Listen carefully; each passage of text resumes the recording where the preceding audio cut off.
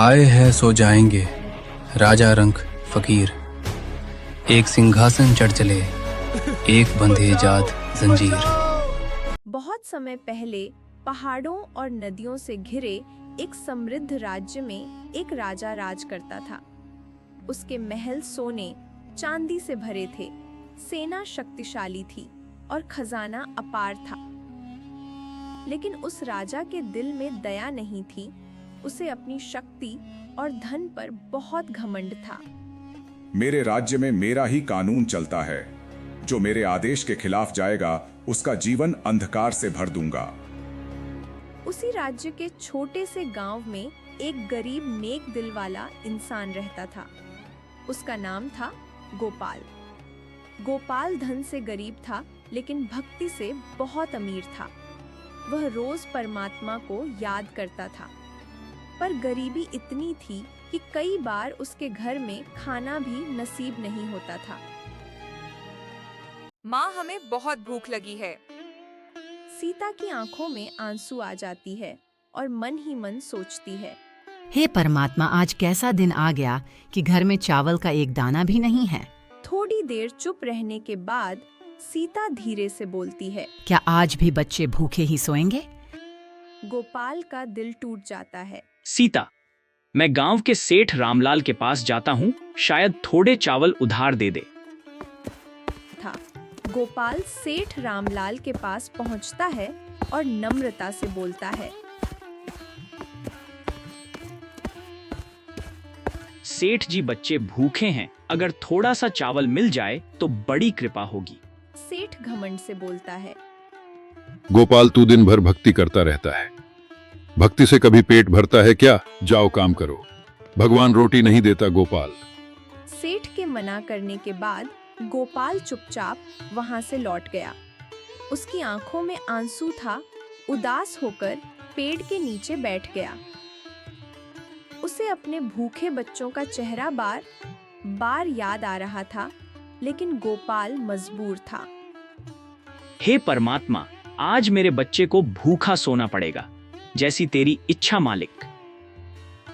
उसी समय सतलोक में बैठे परमात्मा ने अपने भक्त की पुकार सुन ली। परमात्मा ने एक साधारण इंसान का वेश धारण किया और धरती पर उतर आए।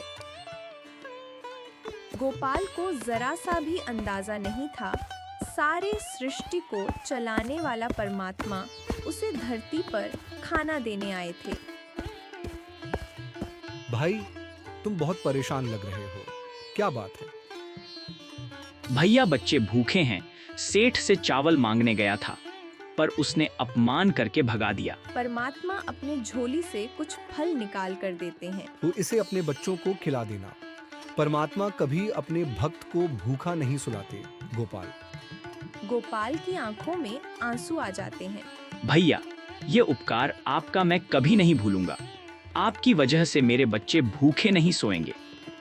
गोपाल जैसे ही आंख बंद करके परमात्मा का धन्यवाद करता है, और जब आंख खोलता है, इंसान रूप में परमात्मा गायब हो चुके होते हैं। उसी गांव में एक मेहनती और ईमानदार आदमी रहता था। उसका नाम था रामू। रामू रोज सुबह जंगल जाता और लकड़ियां काटकर बाजार में बेचकर अपने परिवार का गुजारा करता था। घना जंगल, पेड़ों के बीच रामू कुल्हाड़ी से लकड़ी काट रहा है। पास में लकड़ियों का छोटा ढेर रखा है। हे भगवान, मेहनत भले ही कठिन हो, लेकिन ईमानदारी की कमाई में ही सच्ची खुशी है। इन लकड़ियों को बेचकर आज बच्चों के लिए खाना ले जाऊंगा। एक दिन राजमहल से खजाने की गाड़ी दूसरे किले में भेजी जा रही थी। गाड़ी में सोने चांदी से भरे कई संदूक थे। उसकी रखवाली राजा के 2 मंत्री कर रहे थे। जंगल के सुनसान रास्ते में मंत्रियों के मन में लालच जाग उठा। इतना खजाना अगर थोड़ा हम रख लें तो हम लोगों का जीवन बदल जाएगा और राजा का नौकर भी नहीं बनना पड़ेगा। राजा को क्या पता चलेगा? पूरा राजकोष का जिम्मेदारी हमारा ही तो है। उन्होंने गाड़ी में से कुछ बोरी चुरा लिए, फिर खजाना जंगल में छुपा दिया। जब खजाने की गाड़ी महल पहुंची तो मजदूरों ने सभी संदूक और बोरी को राजमहल के राजकोष में जमा किया और जब पता चला कि कुछ बोरी गायब हैं, पूरा राजमहल घबरा गया।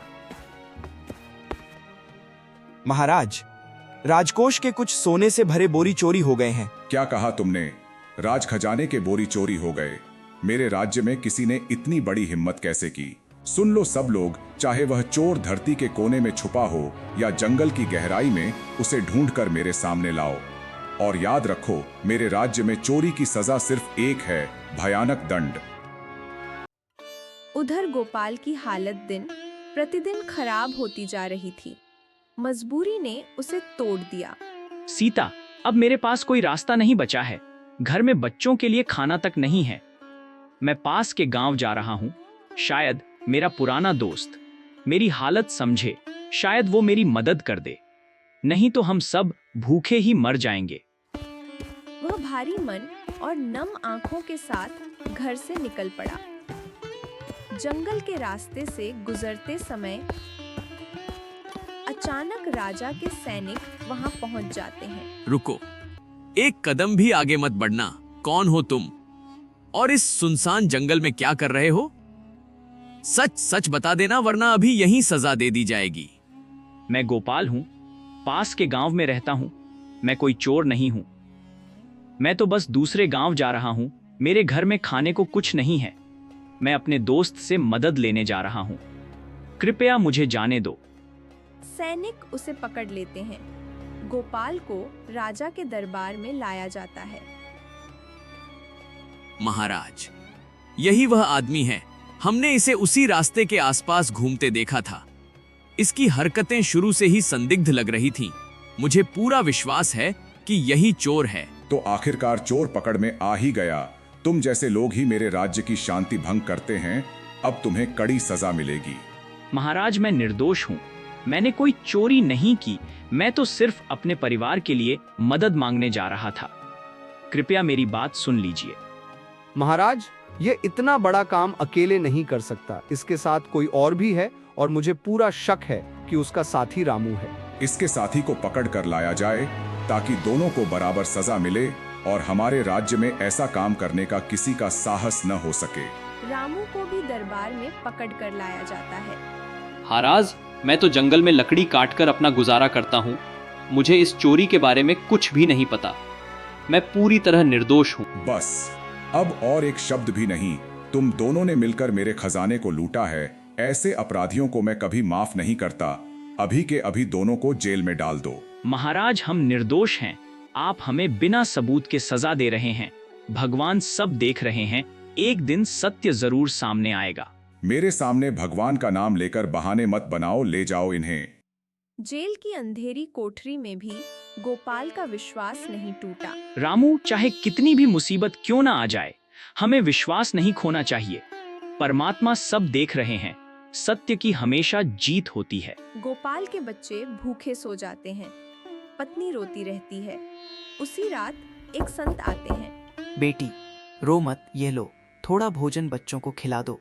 जब तक गोपाल वापस नहीं आता, तुम्हारे घर में भोजन की कमी नहीं होगी। इस संसार की जेल हमें कैद कर सकती है, लेकिन सत्य और भक्ति को नहीं। जो भगवान पर विश्वास रखता है, उसे कोई भी झूठ हरा नहीं सकता। कुछ दिनों बाद कोई सबूत न मिलने पर दोनों को छोड़ दिया जाता है। जब तुम जेल में थे, रोज एक संत आते थे। वो बच्चों को खाना देकर जाते थे। हम भूखे नहीं सोए। वो कोई साधारण संत नहीं थे। वो स्वयं कबीर साहिब थे। उन्होंने हमारी भक्ति की लाज रख ली है। परमात्मा, मैं आपका कैसे धन्यवाद करूं मालिक। एक तरफ निर्दोष गोपाल जेल से छूटकर अपने घर लौटा, आंखों में आंसू लिए। वह परमात्मा का शुक्रिया अदा कर रहा था और दूसरी तरफ वही राजा जो अब भी अपने महल में खिड़की के पास खड़ा था। वह सोच रहा था, आखिर असली गुनहगार कौन है? और इसी सोच में डूबा हुआ धीरे धीरे उसे नींद आने लगी। कुछ ही पल बाद वह अपने शाही बिस्तर पर जाकर गहरी नींद में सो गया। उसे जरा सा भी अंदाजा नहीं था कि दूसरी तरफ यमलोक में उसकी मौत की तैयारी चल रही है। महाराज, इस राजा का पाप का घड़ा अब पूरी तरह भर चुका है। इसने गरीबों को रुलाया, निर्दोषों को सजा दी और एक सच्चे भक्त को अपमानित किया। इसके हर कर्म का हिसाब तैयार है। ऐसी पापी आत्मा को अब एक पल भी धरती पर रहने का अधिकार नहीं है। उसे तुरंत हमारे सामने प्रस्तुत किया जाए। यमदूतों, प्रकट हो जाओ। आदेश दीजिए महाराज। जाओ, उस पापी राजा को उसके महल से घसीटते हुए यमलोक में ले आओ। उसे उसके हर कर्म का दंड अब तुरंत दिया जाएगा। ध्यान रहे वह आज रात किसी भी हाल में बचने न पाए। जो आज्ञा महाराज। चल पापी आत्मा, बहुत सो लिया तूने मखमली बिस्तर पर। अब चल, तुझे लेने हम यमलोक से आए हैं। तुम कौन हो?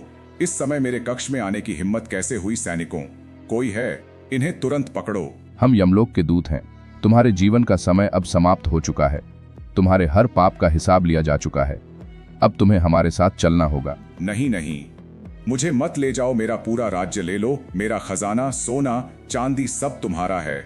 बस मुझे एक मौका दे दो। मैं अपनी गलतियां सुधारना चाहता हूँ। राजा लाख विनती करता रहा, दया की भीख मांगता रहा, लेकिन यमदूतों का दिल नहीं पिघला। वे उसे घसीटते हुए सीधे यमलोक ले गए, जहां उसके पाप उसका इंतजार कर रहे थे। यमराज, मैं एक राजा हूं। मेरे पास अपार धन दौलत है। आप जितना चाहें ले सकते हैं। बस मुझे छोड़ दीजिए। मैं अपने राज्य का हर खजाना आपको सौंप दूंगा। राजा, यह संसार नहीं है जहां धन से सब कुछ खरीदा जा सके। यमलोक में केवल कर्मों का मूल्य होता है, और तुम्हारे कर्म इतने भारी हैं कि अब कोई बचाव संभव नहीं। अहंकारी राजा, तुम्हें अपने पद और शक्ति का घमंड था। तुमने अपने स्वार्थ के लिए निर्दोषों को जेल में डाला, गरीबों को रुलाया और एक सच्चे भक्त का अपमान किया। अब तुम्हारे वही कर्म तुम्हें दंड देंगे। महाराज, मुझ पर दया कीजिए। मैंने जो किया उसका मुझे पछतावा है। एक बार मुझे धरती पर वापस भेज दीजिए। मैं सब कुछ सुधार। इसे नरक में ले जाओ, जहां उबलते तेल की कड़ाही इसका इंतजार कर रही है, जहां इसके हर पाप का दंड इसे हर पल भोगना होगा। यही इसके कर्मों का सच्चा फल। महाराज, मुझसे बहुत बड़ी गलती हो गई। मैं अपने अहंकार में अंधा हो गया था। मैं आपसे विनती करता हूँ, मुझे माफ कर दीजिए। मैं अपने हर पाप का प्रायश्चित करना चाहता हूँ। पापी राजा, अब क्षमा का समय बीत चुका है। तेरे कर्म इतने भारी हैं कि अब केवल दंड ही शेष है। गरजते हुए यमदूतों, इस पापी आत्मा को तुरंत नरक में ले जाओ, जहां इसके हर पाप का दंड इसे पल पल भोगना होगा। उबलते तेल की कड़ाही और अग्नि की ज्वालाएं इसका इंतजार कर रही हैं। इसे घसीटते हुए ले जाओ। यमदूत उस पापी राजा को घसीटते हुए नरक की ओर ले गए, जहां उसके कर्मों का भयानक अंत उसका इंतजार कर रहा था। उबलते तेल की कड़ाही में उसे फेंक दिया गया, जहां वह दर्द से तड़पता रहा, चीखता रहा, लेकिन उसकी चीखें नरक के अंधेरे कोनों में ही दबकर रह गईं। आए हैं सो जाएंगे, राजा रंक फकीर। एक सिंहासन चढ़ चले, एक बंधे जात जंजीर।